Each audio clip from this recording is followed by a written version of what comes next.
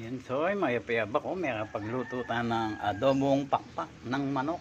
Ayan soy. Binyenon darata na bingren yenik ba palinuto. Yan. Puro lang pakpak. Dito ang pinakakaid. Tinola ko po ang bingin siguro. Bangat sabo. Yan. Puro lang pakpak din soy. Hindi ako kulit ang malaman. Yan niya.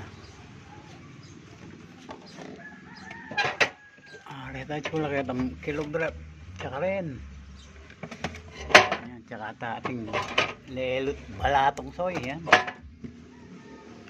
Bukal-bukal na yung kikatangay, bukal-bukal na yung kikatangay, adobong pakpak for lunch ngayon kay okay, bis napin yan soy ha, may payabak po tayo yan, pinaka ulam tamo po tang lunch pagtuan yan, may payabak.